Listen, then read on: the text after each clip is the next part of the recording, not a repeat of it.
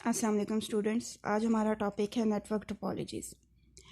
पहले हमने नेटवर्क के मॉडल्स पढ़े थे जिसमें हम बताते हैं कि कंप्यूटर के राइट्स क्या होते हैं, कंप्यूटर कौन से काम कर सकता है, क्लाइंट्स होते हैं, सर्वर होते हैं या peer to peer.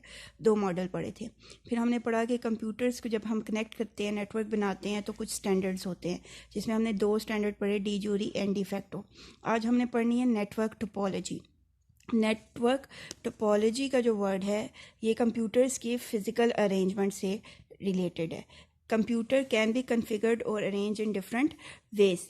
Physical layout जो होता है कंप्यूटर का, कि हम फिज़िकली दो से ज़्यादा कंप्यूटर्स का जब नेटवर्क बनाएंगे तो उनको कैसे एक दूसरे के साथ कनेक्ट करेंगे, उसको हम बोलते हैं network topology. Physical arrangement of computers और फिज़िकल लेआउट ऑफ कंप्यूटर जो है, या जितनी कंप्यूटिंग डिवाइस जो हमने एक दूसरे के साथ कनेक्ट की हैं उनको वायर के थ्रू या वायरलेसली किस वे में हम कनेक्ट कर रहे हैं, वो टोपोलॉजी कहलाता है। इसको हम शेप ऑफ नेटवर्क भी कहते हैं कि हमारे पास डिफरेंट टाइप्स शेप्स बन जाती हैं नेटवर्क की। जब हम कंप्यूटर को कनेक्ट करते हैं तो हमारे पास सर्कल बन रहा है, स्टार बन रहा है, या हमारे पास बस की तरह का बन रहा है। तो इन शेप्स की बेस पे ही इनको नाम दिया जाता है कि जब हम फिज़िकली कंप्यूटर्स को अरेंज करते हैं तो हमारे पास उसकी क्या शेप आती है। तो डिफरेंट टाइप्स ऑफ जो हमारे पास टोपोलॉजीज़ हैं उसमें बस टोपोलॉजी है, ring topology, star topology, tree topology और मैश टोपोलॉजी। अब ये सारे फिज़िकल अरेंजमेंट हैं। इनमें से कुछ क्लाइंट सर्वर मॉडल को फॉलो करते हैं और कुछ पीयर टू पीयर मॉडल को फॉलो करते हैं डेटा सेंड और रिसीव करने के लिए। सबसे पहले जो हमारे पास आती है वो है बस टोपोलॉजी।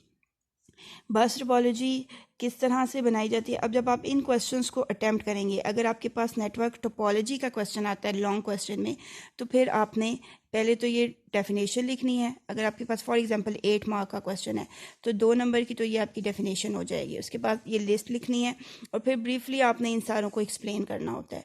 और टोपोलॉजी को एक्सप्लेन करते हुए उसकी पिक्चर बनाना भी ज़रूरी होता है, ये आपको एडिशनल मार्क्स दिलवाती है। तो सबसे पहले हमारे पास आ जाता है बस टोपोलॉजी। इसको बस टोपोलॉजी इसलिए कहते हैं कि ये बिल्कुल जिस तरह बस होती है, हमारे पास एक लंबी सी बस होती है, उसके साथ सीट्स लगी होती हैं जिस पे पैसेंजर्स बैठते हैं।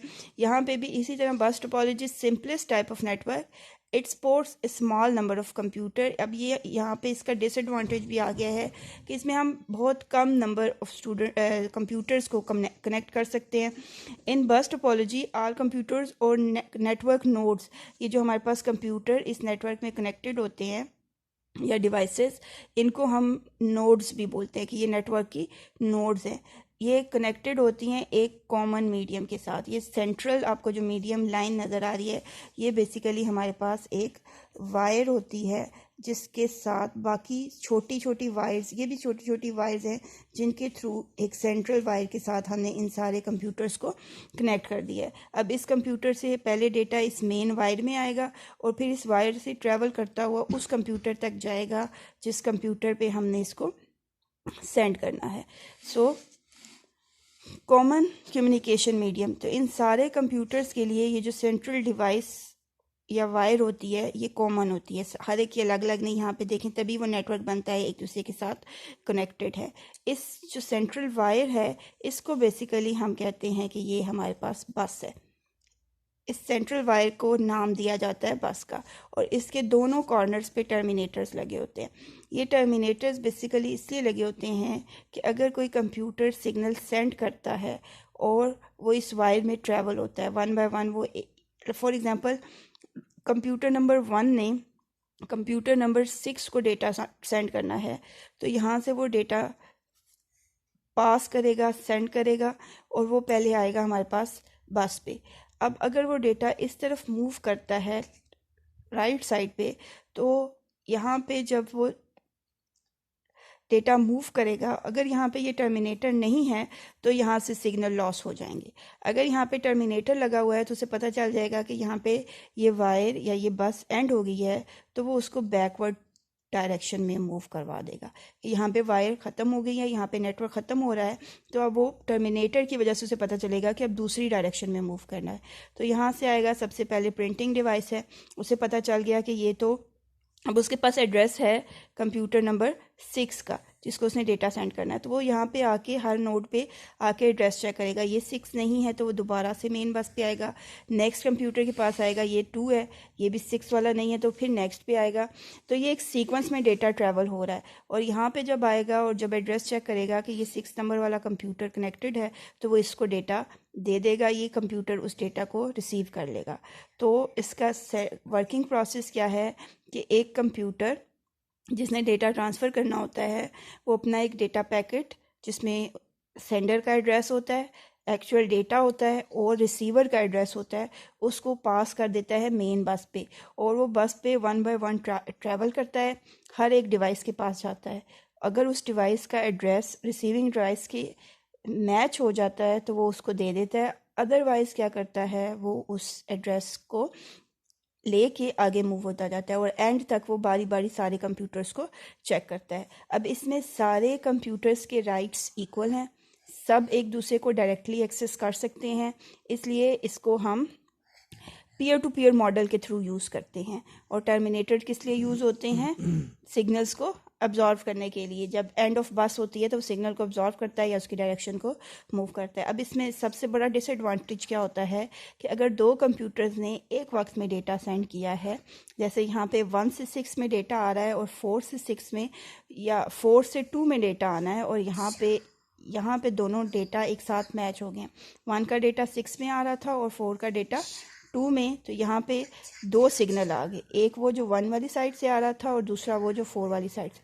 तो ये दोनों आपस में कोलाइड कर जाएंगे, यहाँ पे दोनों सिग्नल ख़त्म हो जाते हैं, इसलिए ये सिक्योर नहीं होती। इट्स मीन कि एक वक्त में दो कंप्यूटर डेटा सेंड नहीं कर सकते, एक वक्त में एक ही कंप्यूटर डेटा को सेंड करता है। अगर दो सेंड करेंगे तो दोनों का डेटा लॉस हो जाता है, ये इसका सबसे बड़ा डिसएडवांटेज है।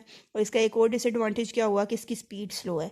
स्पीड क्यों स्लो है? क्योंकि एक वक्त में सिर्फ एक कंप्यूटर इस पर डेटा को सेंड कर सकता है। अब इसी तरह इसकी सारी वर्किंग को यहाँ पे एक्सप्लेन किया हुआ है। Sending computer sends the data and destination address to the bus. The data and address move from one computer to other in the network.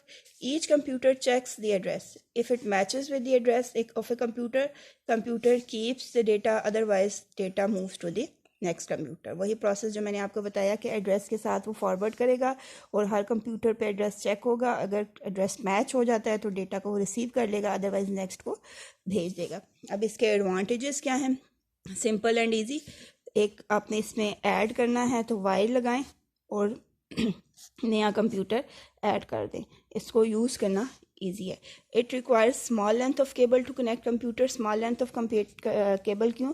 क्योंकि जो मेन बस होती है वो बहुत बड़ी होती है, उसके जब आपने कंप्यूटर कनेक्ट करना है तो जो नई वायर ये वाली सेंटर में यूज़ होगी ये बहुत छोटी होती है। लेस एक्सपेंसिव है क्योंकि पीयर टू पीयर मॉडल है, सारे कंप्यूटर्स इक्वल राइट रखते हैं, कोई ज़्यादा पावरफुल नहीं होता, ना ही कोई सेंट्रल डिवाइस चाहिए होती है। It is easy to extend a bus को एक्सटेंड करना भी ईजी है।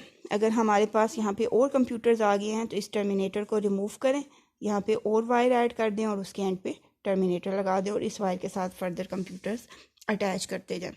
If one nodes fail it does not affect the rest of the computer. अब यहाँ पे अगर ये वाला कंप्यूटर 3 वाला, इसमें कोई प्रॉब्लम आ जाती है, ये अपनी वर्किंग स्टॉप कर देता है, तो बाकी सारे अपना डेटा सेंड कर सकते हैं, बाकी किसी कंप्यूटर को कोई प्रॉब्लम नहीं आई।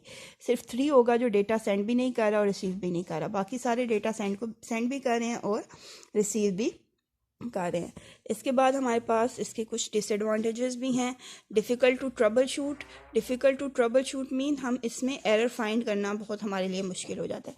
जैसे अब 3 वाला कंप्यूटर ख़राब था और वो कंप्यूटर नंबर 1 3 को डेटा सेंड कर रहा है और 3 वाला कंप्यूटर ख़राब है, वो उस डेटा को रिसीव नहीं कर रहा, तो पहले सर्च करना पड़ेगा कि ये जो कनेक्टिंग वायर है इसमें कोई प्रॉब्लम है, बस में कोई प्रॉब्लम है, या कहाँ पे प्रॉब्लम है, या कंप्यूटर में कोई प्रॉब्लम है। हमें एग्जैक्ट जो प्रॉब्लम या एरर होती है वो पता नहीं चलती, क्योंकि कोई एक सेंट्रल डिवाइस तो है नहीं जो सबको मैनेज करे, सारे कंप्यूटर खुद ही मैनेज कर रहे होते हैं, जिसकी वजह से ट्रबल शूटिंग डिफ़िकल्ट होती है। दूसरा डिसएडवांटेज इसका क्या था कि स्मॉल नंबर ऑफ़ कंप्यूटर्स, क्योंकि ये आपके पास जितना लेंथी होता जाता है उतना ही ये एफिशिएंसी इसकी ख़त्म होती जाती है, स्पीड कम होती जाती है, यूज़लेस होता जाता है। इसके बाद network speed slows down as the number of computer increases. और अगर आपके नंबर ऑफ़ कंप्यूटर इंक्रीज़ कर जाएंगे तो ये हमारे पास इसकी स्पीड स्लो हो जाएगी। और आप फोर्थ इसमें ये भी लिख सकते हैं कि हमारे पास इफ़ बस फेल्स, अगर हमारे पास जो सेंट्रल वायर है वो फेल हो जाती है, whole network is divided into 2 parts.